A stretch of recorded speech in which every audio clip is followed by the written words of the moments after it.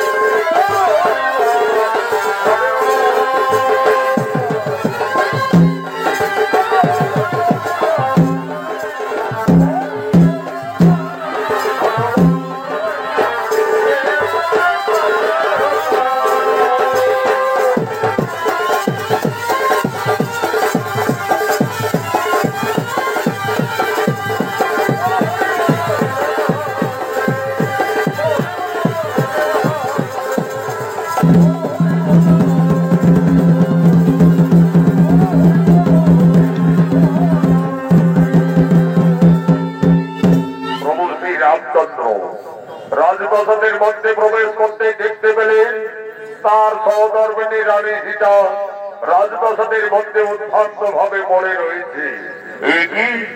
আমার সীতা ওইভাবে আজই রাজপ্রাসাদের মধ্যে পড়ে আছে কেন? প্রভু শ্রী রামচন্দ্র এসে দেখলেন রাক্ষস রাজা রাবণের ছবি অঙ্কন করে তার উপরে তার স্ত্রী নিদ্রা যাপন করে রয়েছে। সীতা ওইভাবে লঙ্কেশ্বর রাবণের ছবি অঙ্কন করে রাজপ্রাসাদের মধ্যে অবগাহন করে রয়েছে কেন? না না না না না না না, তা হতে পারে না, তা হতে পারে না। সীতা যেন রাক্ষস রাবণের উপরে বিরাজমান। তাহলে কি তাহলে কি আমার সীতা সত্যি লঙ্কায় যে রাক্ষস রাবণের প্রেমে মরে গেল? ওই তো সীতা রাবণ রাজাকে কোনো ভুলতে পারেনি যে তার ছবি অঙ্কন করে তার উপরে বিরাজমান।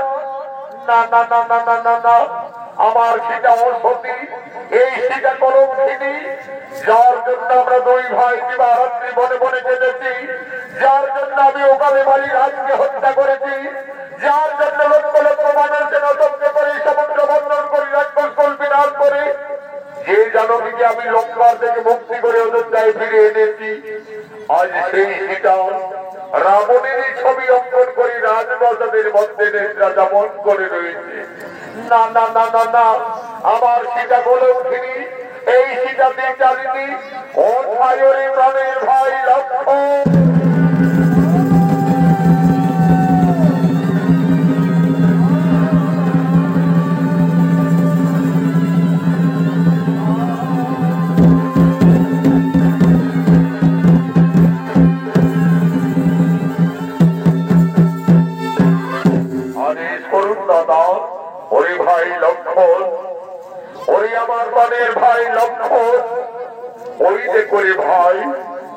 আমাদের সীতা রাক্ষস রাবণের ছবি অঙ্কন করে রাজপ্রাসাদের মধ্যে নিদ্রা যাপন করছে।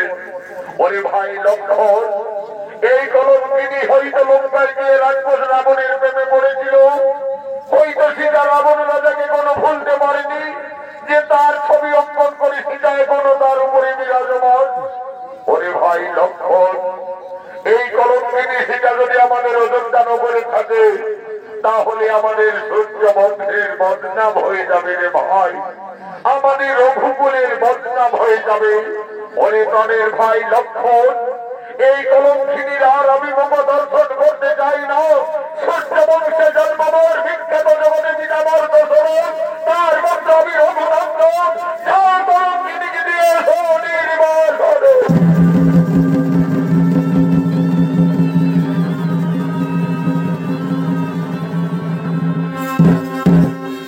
দেবী, তুমি একই করলে দেবী, তুমি আজ আমাদের অযোধ্যার পবিত্র মাটিকে কলুষিত করে দিলে। ধীরে ধীরে মা সীতার নিদ্রার আকর্ষণ ভঙ্গ হলো। চোখ মেলে চাইতেই মা জানকী রাজপ্রাসাদের মধ্যে তার দেবন লক্ষ্মণকে দেখতে পেলে। লক্ষ্মণ, একই ভাই, তুমি প্রাসাদে? দেবী, তুমি একই করিলে দেবী, তুমি কেন রাক্ষস রাবণের ছবি অঙ্কন করলে আমাদের রাজপ্রাসাদের মধ্যে? তুমি তার উপরে শয়ন করে নিদ্রা যাপন করতেছিলে। তুমি কি সত্যের লঙ্কায় গিয়ে রাক্ষস রাবণের প্রেমে পড়েছিলে? তুমি কি রাবণ রাজাকে কোনো ভুলতে পারোনি? না রে ভাই লক্ষ্মণ, আমি কিছু ভুল করিনি রে ভাই। আমি শুধু আমার ওই মান্ডবী উর্মিলা বন্ধের বোঝাবার জন্য এই রাক্ষসের ছবিকে আমি প্রাসাদের মধ্যে অঙ্কন করেছিলাম রে ভাই। তুমি জানো না দেবী, এই অপরাধে তুমি কলঙ্কিনী, এই অপরাধে তুমি জানেনি। এই রাক্ষস রাবণ তোমাকে বনবাস থেকে হরণ করে লঙ্কায় নিয়ে যায়, সেই রাবণের ছবি অঙ্কন করে তুমি ভুল করেছো, অপরাধ করেছো। প্রভু শ্রী রামচন্দ্র আর কোনদিন তোমার মুখ দর্শন করবে না। আমায় আমি দিলে এই মুহূর্তেই তোমায় দিতে হবে।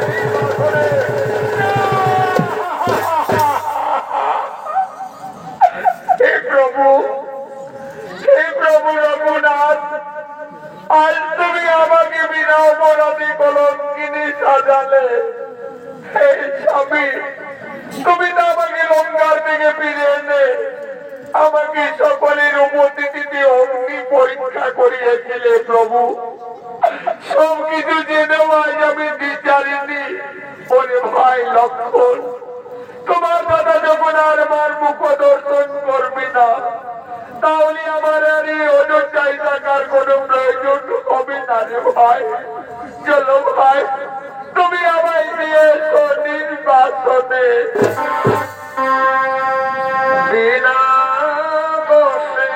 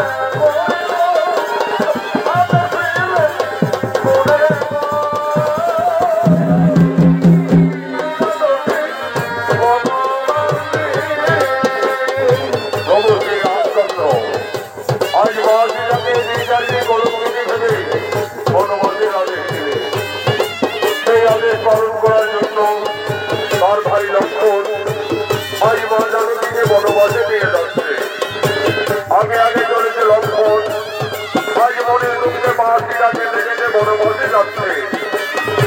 বন ভবন পেরিয়ে ঘর কাননে প্রবেশ করেছে লক্ষণ দেবী সীতাকে নিয়ে।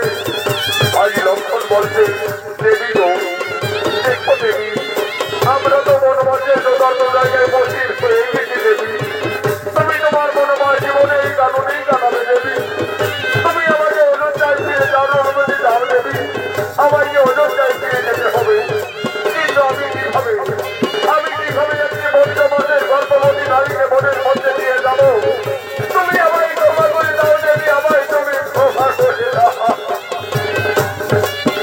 যে জানবীর জন্য আমি ভালো বঞ্চার অনাহারি অনিদ্রায় ছিলাম, যে জানবীর জন্য আমি শক্তিশাল মানবকে ধারণ করেছি, আর সেই জানবী আমার বনবাসে দিয়ে যেতে হবে। আমায় ক্ষমা করে দাও দেবী, আমায় তুমি ক্ষমা করে দাও। ওরে ভাই লক্ষণ, তুমি তো তোমার দাদার আদেশ পালন করেছো রে ভাই। তুমি ফিরে যাও ভাই অযোধ্যা। তোমার দাদা আমাকে বিয়ের সময় দিয়েছিলেন আমার গলার মুক্তার হাত, কানের দোল, পায়ের নকল। আমার বনবাসের এই অলঙ্কারের তোমার ভাবি না রে ভাই। এই অলঙ্কার করে তুমি ফিরে নিয়ে যাবে অযোধ্যায়। তোমার দাদার অপরাধের কাছে গিয়ে বলবে, দাদা তোমার আদেশ আমি পালন করেছি। তোমার কলঙ্কিনী রানীকে আজ আমি বনবাসে দিয়ে এসেছি, বনবাসে দিয়ে এসেছি, বনবাসে দিয়ে এলাম। তোমার জানো তোমার জানো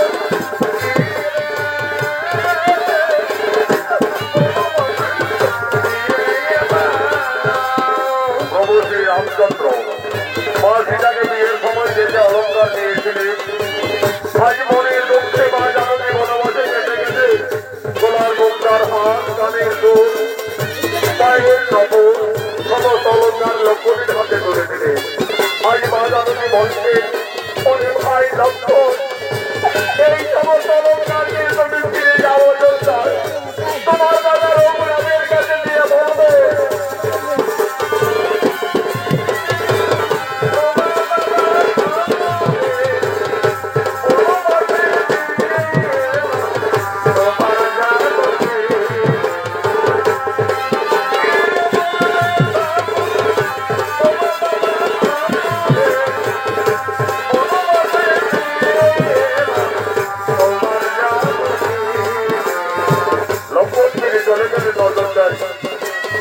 আজ বাসীরা সংসার হারা জনম দক্ষিণী বনচারী।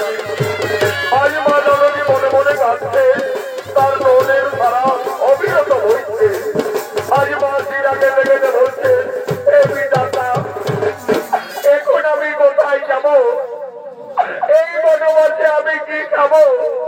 আমি কিভাবে আমার এই গর্ভের সন্তানের বাঁচাবো?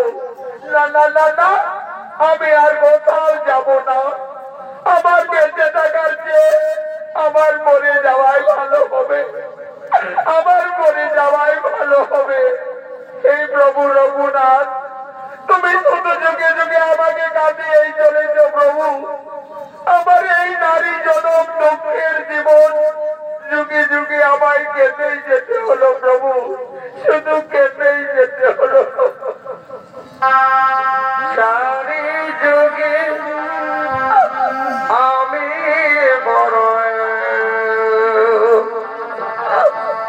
মন্দ ভাগিনী। নারী যুগে আমি বড় মন্দ ভাগিনী।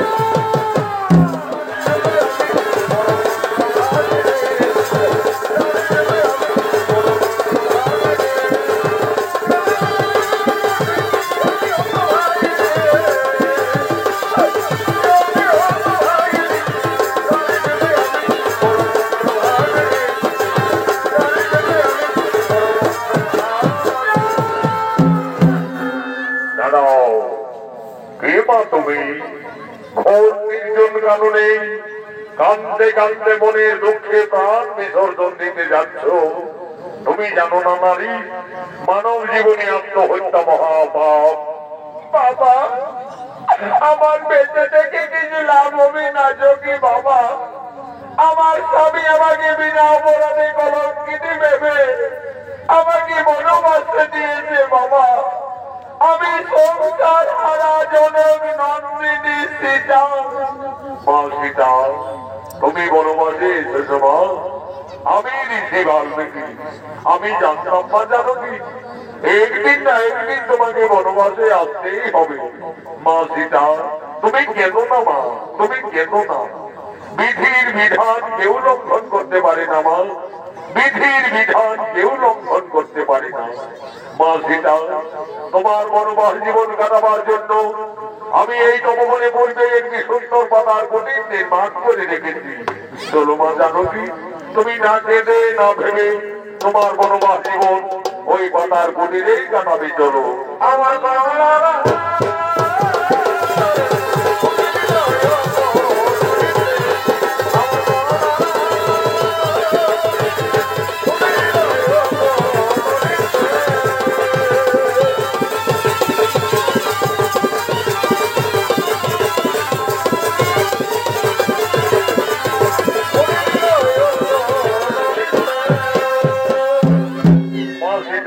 তার বনবাস জীবন যোগী বাল্মীকির তপবনে কাটাতে শুরু করলে। মা সীতার গর্ভের যখন 10 মাস 10 দিন পূর্ণ হয়ে যায়, সুন্দর একটি পুত্র সন্তানের জন্ম দিলেন। আদর করে যোগী বাল্মীকি সেই ছেলের নাম দিলেন লব। লব দিনের পর দিন মনির আশ্রমে বড় হয়। আজ যোগী বাল্মীকি যোগ সাধনার জন্য তপবনের দিকে আগমন করছে।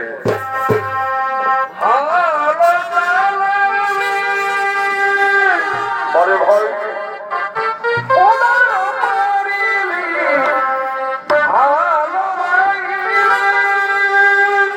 আচ্ছা আচ্ছা,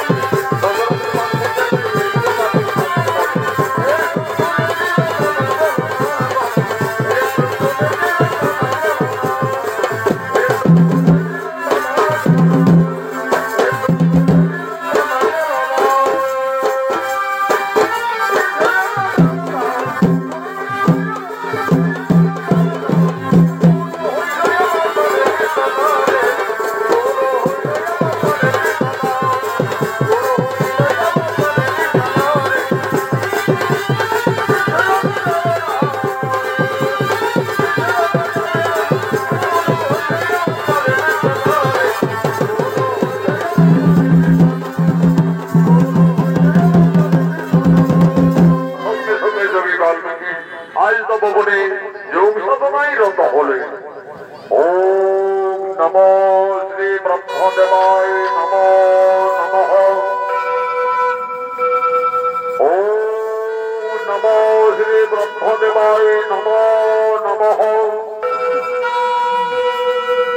ওম নমো গুরু ব্রহ্মা গুরু বিষ্ণু গুরু দেব মহেশ্বরম গুরুবে পরম ব্রহ্ম তস্মৈ শ্রী গুরুবে নমো নমঃ।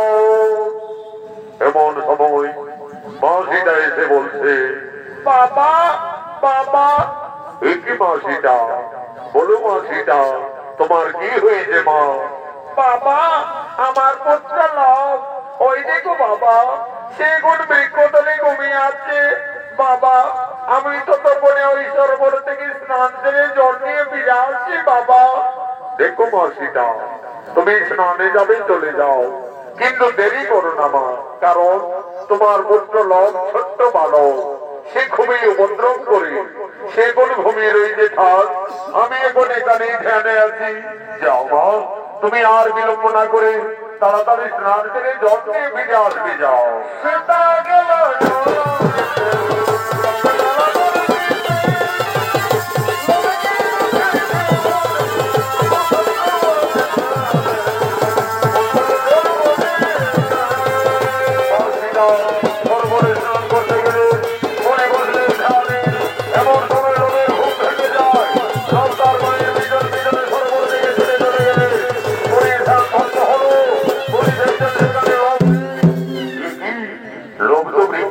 ঘুমিয়েছিল, তাহলে ছেলেটি হঠাৎ গেল বা কোথায়? উনি লব, তুমি কোথায় গেলে? ফিরে এসো। না না না না না, এদিকে তো লবকে কোথাও দেখতে পাওয়া যাচ্ছে না। তাহলে কি বাগানে আমদাম খেতে গেল নাকি রে বাবা? ছোট্ট ভালো কাছ থেকে মরে যাবে। উনি লব, তুমি কোথায় গেলে? ফিরে এসো। না না না না না, লবের এই দমবনে কোথাও কোনো বার্তা পাওয়া গেল না। তাহলে কি কোন হিংস্র প্রাণী ছেলেটাকে এসে খেয়ে ফেললো নাকি রে বাবা? তাহলে তো সর্বনাশ হয়ে যাবে। সেটা সংসার হারা জনম ভগিনী মনোজারিণী, তার একমাত্র সন্তান তার পুত্র লব। লোককে বৃক্ষ তলে ঘুমিয়ে রেখে মা শ্রীরাম সরোবরে স্নানে গেছে, ফিরে এসে তার পুত্রকে না দেখতে পেয়ে নিশ্চয়ই মা জানকী কেঁদে কেঁদে পুত্র সঙ্গে প্রাণ ত্যাগ করবে। না না না না না, আমি যোগী বাল্মীকি, আমি মা সীতার আর দুঃখ দেখতে পারবো না। ঋষি বাল্মীকি লোককে না দেখতে পেয়ে লোভের সময় আরেকটি সন্তানের মনে সৃষ্টি করছে। সেটা গেল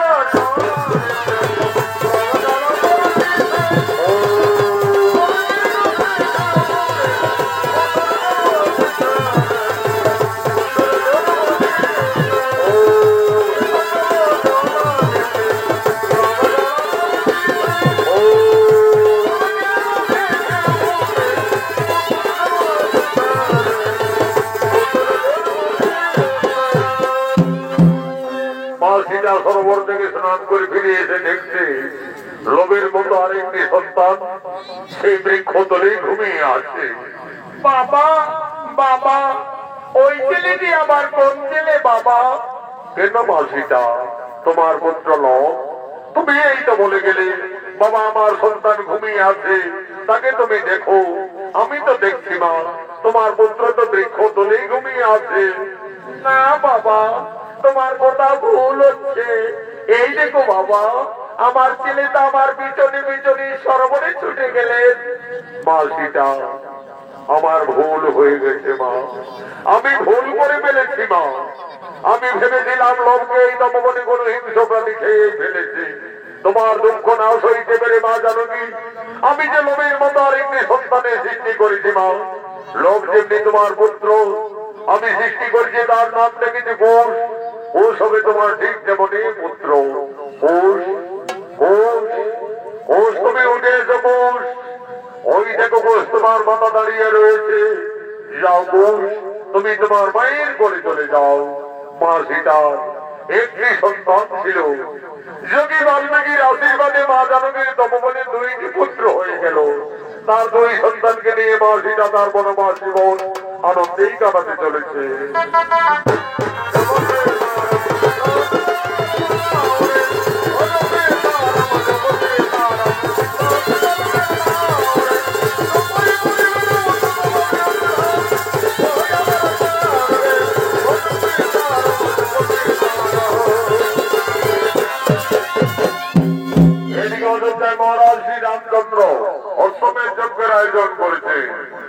সভায় গুলো করে বৈচিত্র রাজা রামচন্দ্র মন্ত্রী সেনাপতি সকলে আগমন করছে।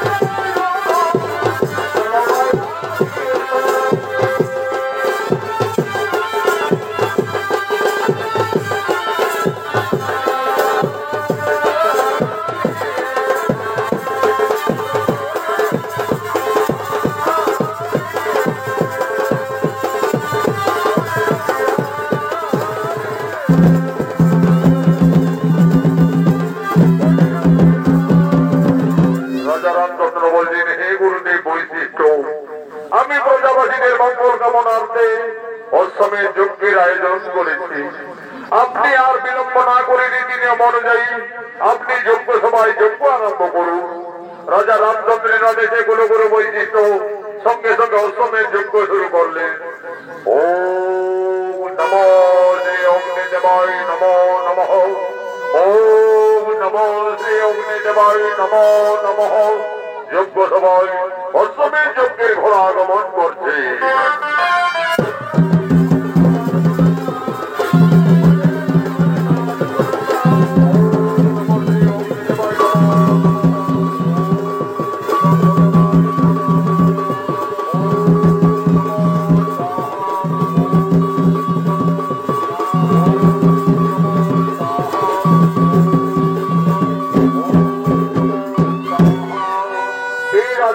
রামচন্দ্র আমাদের অষ্টমের যজ্ঞ প্রায় সমাপনের মুখে। আপনি আর বিলম্ব না করে এই অষ্টমের যজ্ঞের ঘোড়ার কপালে সুন্দরভাবে সন্ধান করে লিপিবদ্ধ করুন। এই ঘোড়া রাজা শ্রী রামচন্দ্রের অষ্টমের যজ্ঞের ঘোড়া। এই ঘোড়া যতদূর যাবে ততদূর অযোধ্যার সীমানা বলে পরিচিত থাকবে। আর যদি কেউ বাহুবলে বন্দী করে তাহলে রাজা শ্রী রামচন্দ্রের সঙ্গে যুদ্ধ করতে হবে। কুলগুরু বৈশিষ্ট্যেরা দিয়েছে রাজা রামচন্দ্র অষ্টমের যজ্ঞের ঘোড়ার কপাল লিপিবদ্ধ করিলেন। ঘোড়া যজ্ঞস্থল থেকে যাচ্ছে। ঘোড়ার পিছনে পিছনে অযোধ্যার সমস্ত সেনারা যেতে লাগলেন।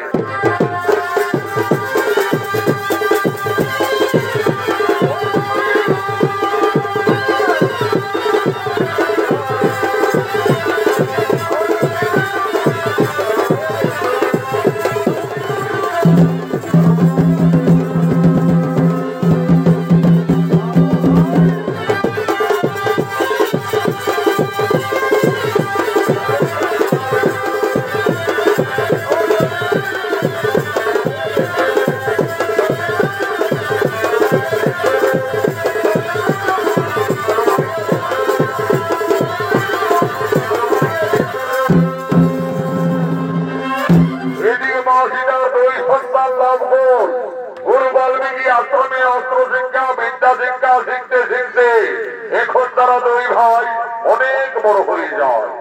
আজ তারা মনে আনন্দে মনে